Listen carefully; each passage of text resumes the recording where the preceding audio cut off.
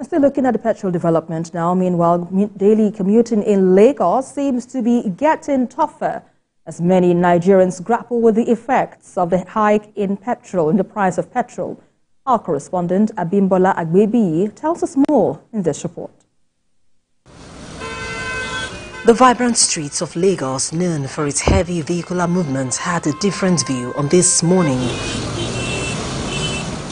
Just a few cars were spotted in some parts of the state, while some roads known to be busy spots wore a rather calm look. Some say the reason is not far-fetched. It's because of the hike in price of fuel. Like me, I normally drive when I want to go and do my production, but because of the hike of fuel, so I had to leave my car at home and enter public transport. It was a weekday, and most schools resumed for the new academic session across the country. Our camera caught shots of stranded passengers at different bus stops who got stuck owing to the hike in transportation fare. Now, following the increase in the price of petrol, also known as premium motor spirit, from 568 naira to 855 naira per litre at some outlets. Now, this is what daily commuting in Lagos now looks like. Before now, we do board Secretariat from here, 100 naira. This bus, now as I speak to you, the conductor just told me 400 naira from here to Secretariat. You can see crowd, and I'm sure majority of us, we are stopping at Secretariat. You understand? So it has not been easier, and the salaries has not been reviewed. That is an annoying part of it. This Ojodube guy, you know, from here to Oshodi now, they are charging us 1,500, 2,000. That's how they are charging us. It's only BRT they are collecting 350. You understand? And the BRT now, some of them are not available there. And we are seeing our president is trying, but the NNPC, they are the problem of Nigeria. Let's say the fact. Please have buses to pick you up, but I'm surprised coming down here today, just finding one. So we are still waiting for one. Where I'm going to now, I'm going to 7-Up. Normally, usually I also by 200, but now it's 300, 400. So it's really affecting so many people here. To confirm claims made by the stranded passengers, I decided to board one of the buses. OBJ, his nickname, is a bus driver. He says motorists are really feeling the pinch of the petrol pump hike. I don't even understand. Upon the fuel matter way it costs, people will even agree to enter the bus. Look at, upon the high price of fuel when I buy, no passenger, imagine. All the way from Berger, going and coming, see waiting inside my motor. Nothing. I'm living at Ikorodu. A week I went. Now, since that on Friday, I didn't went home. Just because of the price. I didn't carry my bus home. I pack it. So I can't avoid it too. Because myself go to enter transport. Transportation is very high now, you know. Some are even, some people are even trekking. I can tell you. The increase in transportation fare has made many to resort to old-time alternatives. Babatunde Abdulrazak is a painter.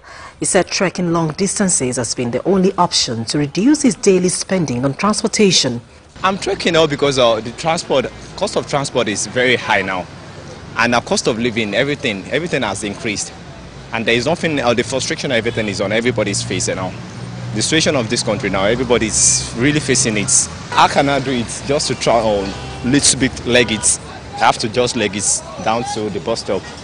Now I'm still going to Woroshoki, but I have to trek down to the filling station. There is one filling station down there. So if I trek it down to that stage, it can easily reduce the cost of transport. So that's how we do it now. With schools now fully in session, the situation is also not a palatable one for most parents. Bus who used to board for 200 naira is now 300 naira. From Ojota to Maryland used to be 100 naira. Today is 200 naira. Imagine our to and fro from 500 to 1,000 naira per day. It's really, really too much. I wish they can even extend the holiday for the fuel scarcity to come down. And everything, the fuel scarcity now affected everything. The food, the books, I know how much I bought textbook and exercise book last time, and this time the price has gone up. So it's really eating on us. Petrol prices in Nigeria have been increasing, with the average price of petrol rising by 2.72% between June and July 2024. From August 2023, petrol price reached 626 naira and continued to fluctuate, rising to 668 naira in January 2024 and 770 naira in July 2024. As of September 2024, it has increased again to a staggering 897 naira per litre, while at some other outlets, the product is sold for 950 naira per litre. This has greatly worsened the situation for many Nigerians. For low-income earners, the situation is even more alarming.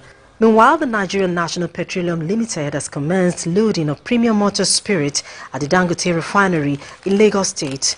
As the latest hike in the price of petrol pushed up transport fares by over 50% in different parts of the state, Nigerians can only hope for a relief as the days roll by. Abimbola Agbebi, TVC News, Lagos. All the way from that now to Adamawa State, where 4 persons have died following a cholera outbreak in Yola North local government area. Chairman of the local government, Jibril Ibrahim, who confirmed the outbreak, said the total number of cases now stands at 40, with 4 fatalities.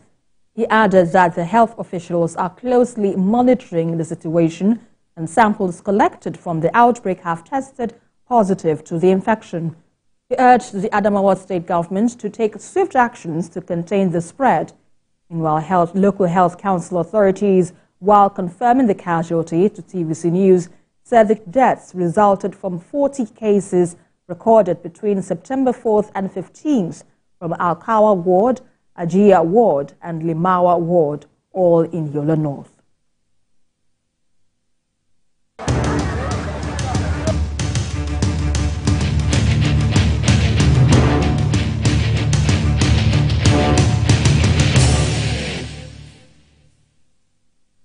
And now to our coverage of the flood in Maiduguri, where the National Emergency Management Agency says it has intensified search and rescue operations as the flood water gradually recedes.